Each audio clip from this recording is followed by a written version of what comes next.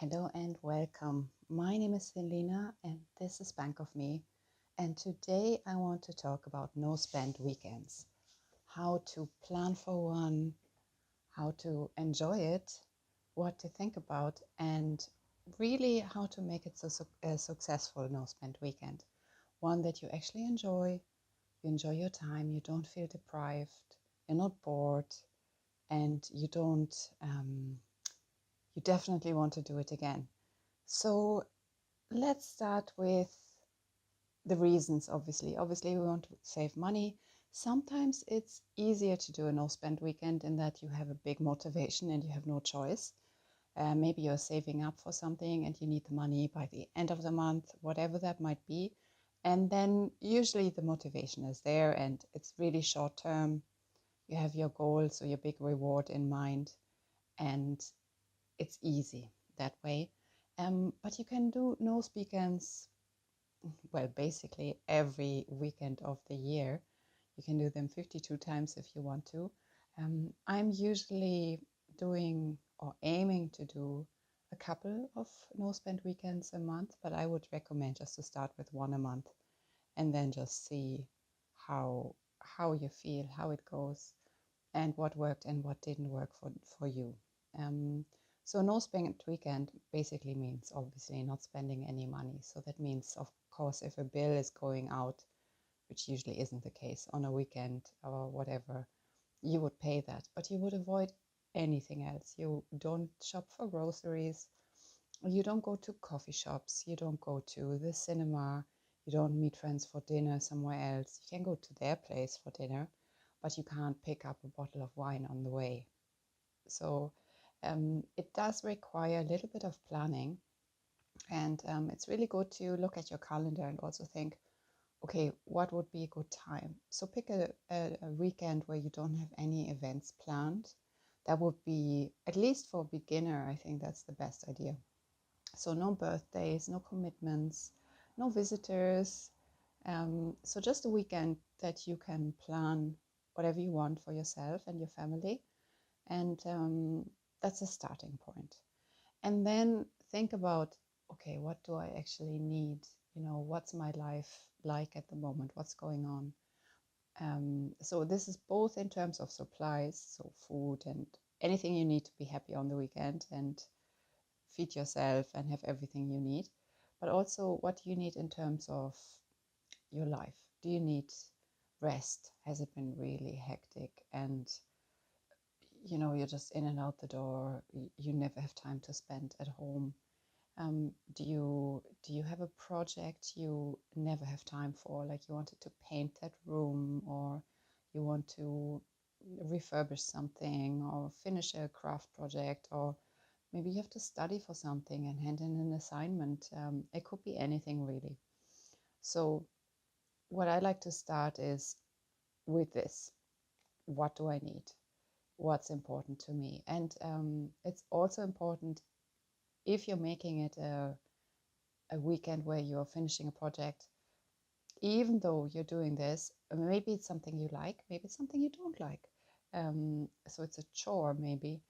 Make sure you have something at the end of it, like a treat or something nice that makes it still enjoyable. So you don't feel like, oh, I deserve whatever now, like a movie after all this work, or I deserve going in the morning, going for coffee after, before I'm doing all this stuff. Um, just make sure you have that yourself and you think about that yourself. And that's really why it's so important to make a plan. I always try to make a plan, because if I don't make and you don't have to stick to that plan. It could be a plan where you just jot down a list of options, in case you get bored, in case you feel like you're deprived and it's a bit miserable. Because what we don't want this to be is any miserable kind of experience. You want to have a really good weekend. You really want to enjoy it. And you want to be wanting to do it again, basically. So make a plan, take a notebook.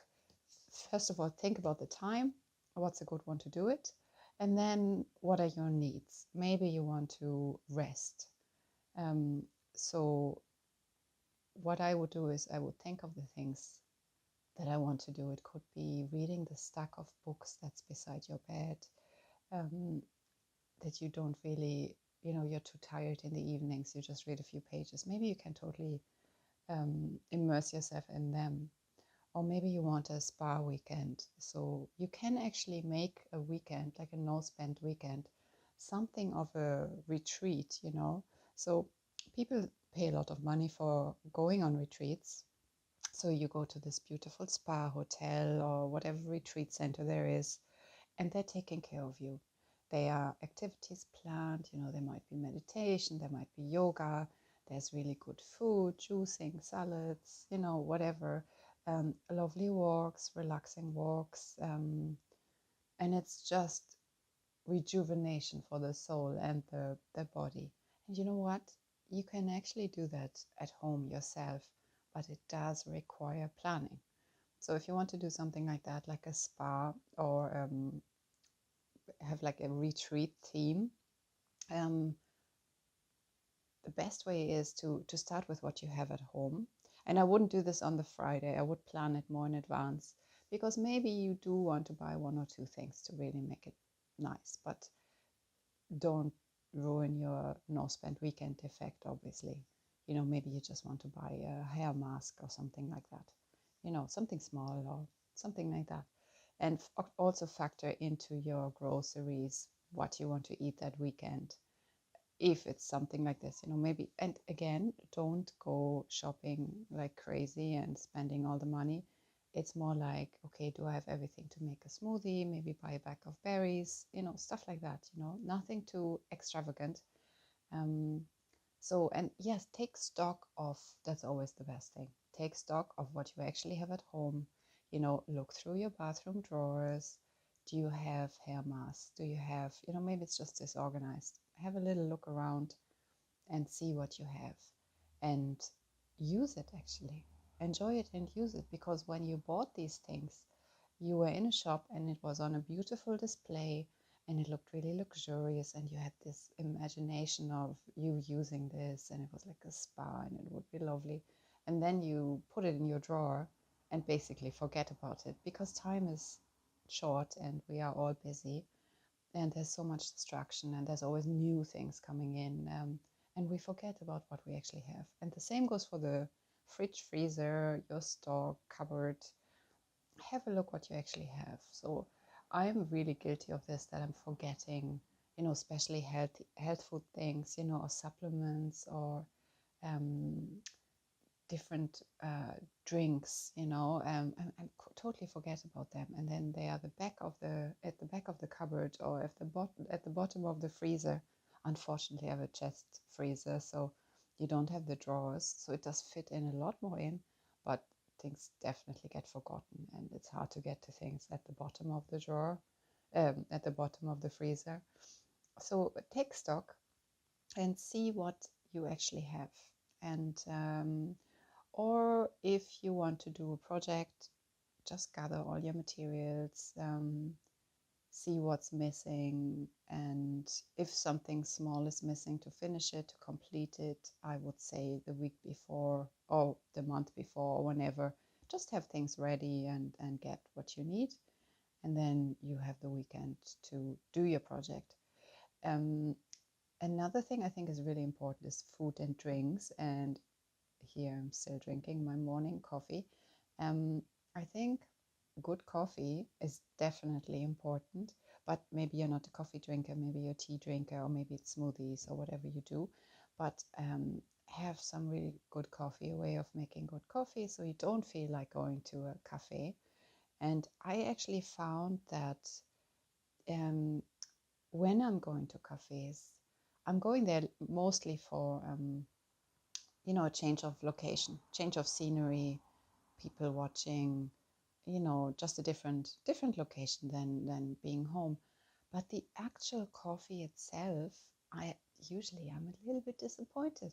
Maybe it's as good as my own, which but it costs me as much as one full bag of coffee would cost me. Or it's actually not as good as my own coffee, and that's very annoying. Same goes for pastries and cakes and all of this. So learn how to make good coffee at home. And you don't need a fancy machine.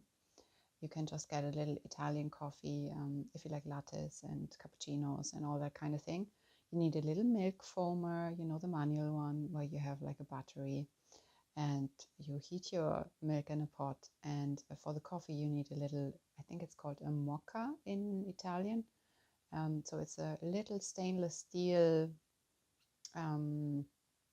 pot. I suppose you put water at the bottom, then you have like a little insert with a sieve, and you put your coffee, and then you screw this thing on top, and then you put it on your stove, and you can hear when it finished percolating, and that's it.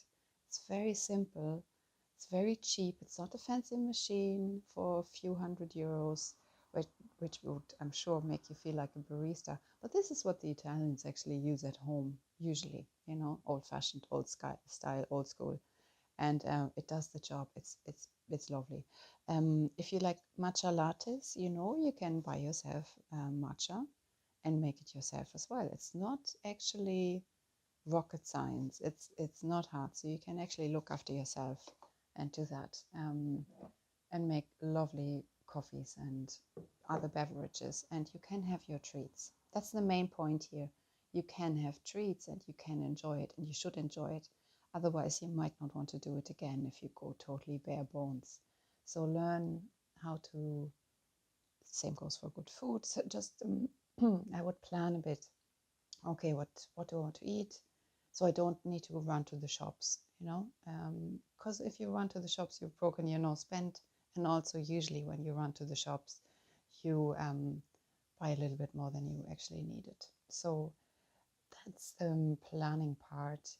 It would also be nice to have a serene space, because if you have a no spend weekend, unless this is your plan, unless that's the project, you know, clean and declutter, that can be a great project. If you want to do that on that weekend, you can spend the Saturday cleaning and then the Sunday resting, for example, and doing other things.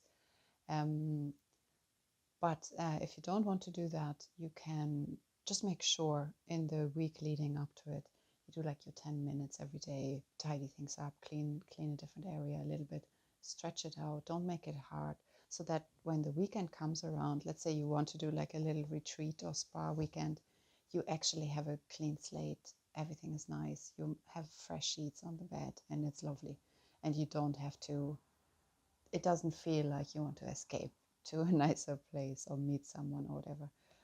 Speaking of meeting people, you can still do that. You can still meet your friends, of course. You can invite them to your home, provided it doesn't mean that they will or you will want to buy a lot of food and, you know, make it a big deal about it. You can go to their place and bring something, provided you have whatever you need to make it. So that's possible. Or you just go for coffee, you know, like go to theirs for coffee, or they come to you for coffee, or movie night, or whatever. Which brings me to other things beside projects. Obviously, books. Books are well, I love books. I know not everybody loves reading. I do. So usually my no spend weekends involve a lot of guilt-free reading, and really, um, I remember when I was a teenager or a kid even, I was reading so much, probably more as a teenager than a kid. And I would have my nose in the book like all weekend and just come up for air to eat something or, well, go out or whatever. But yeah, that's really, obviously, that's not so easy to do anymore. So sometimes it's a really nice thing, especially if you have a good book you really enjoy. I would like to reread Orchids on Your Budget by Marjorie Hillis.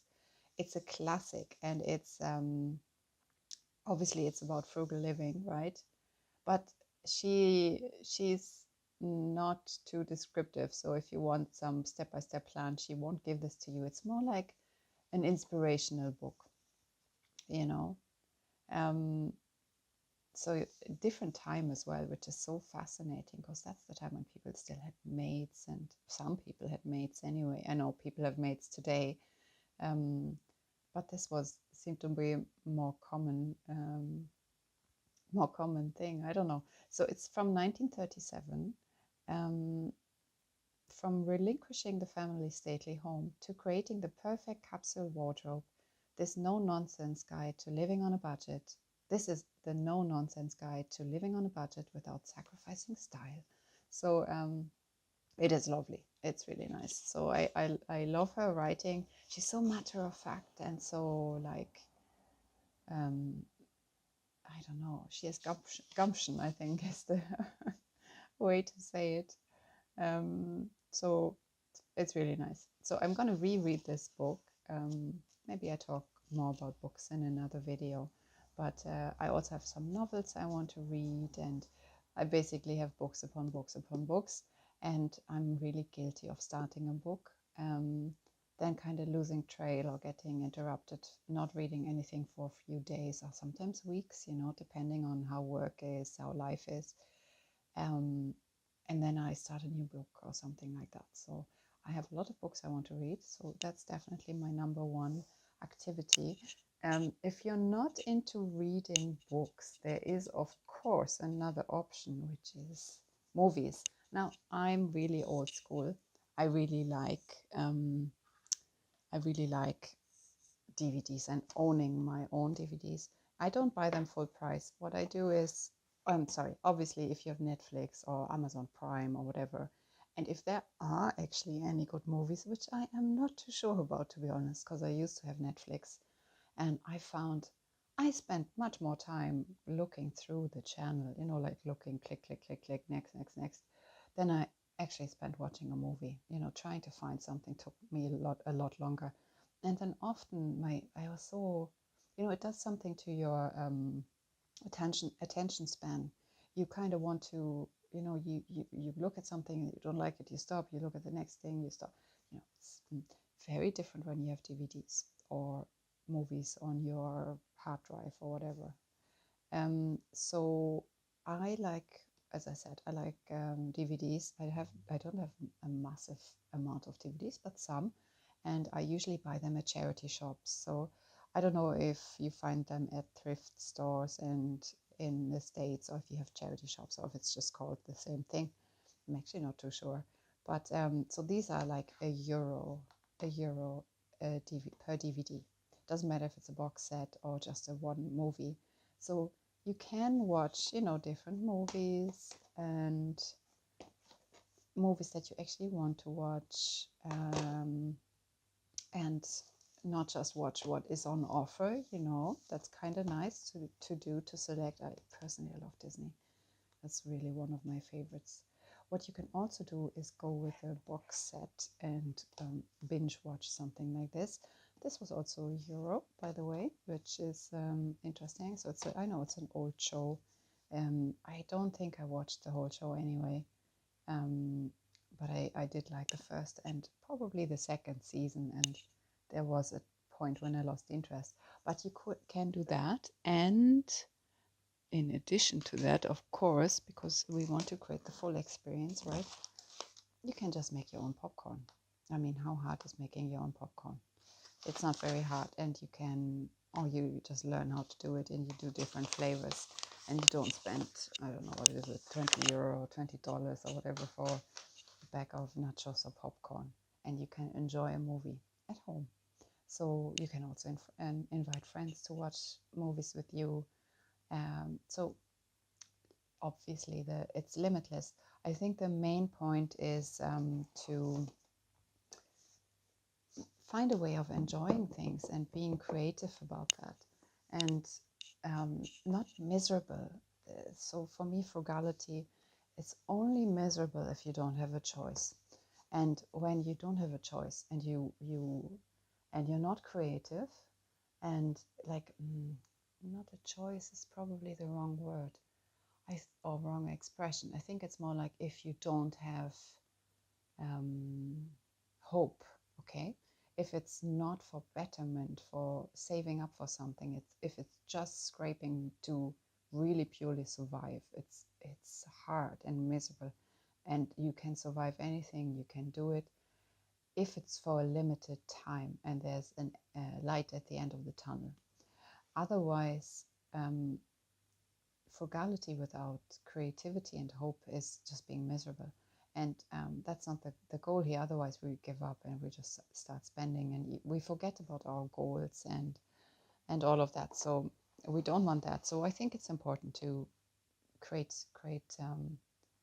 an enjoyable experience. And if it's a project you're doing, the reward is actually, of course, completing it, having painted that room, having decluttered that garage, whatever your project is. So that's it for the no spend weekend. I hope you got something out of this. Yes, pick the time, think about what it is you need, both in terms of your supplies, food, etc., and also in terms of what your soul needs or your life situation needs right now, rest or anything else. So lastly, I'm just going to put in my savings for my savings challenge. So I didn't save too much. This comes from my grocery budget. So I did manage not to spend 20 euros. That's something. Again, I'm still saying it's quite slow, but let's see how my no spend weekends will affect this, because I am guilty of getting coffees. So this is my dream savings folder. I have my 6-month emergency fund. You see, I only have 1 month so far. My 1 month ahead fund, I only have my phone bill covered. That's for future cut. And here we have my dream car savings challenge. My car has given me a little bit of problems. I might have to either bump this up, or worst case scenario, bite the bullets at some stage and get a new one. So far we are holding out and we are just getting it fixed.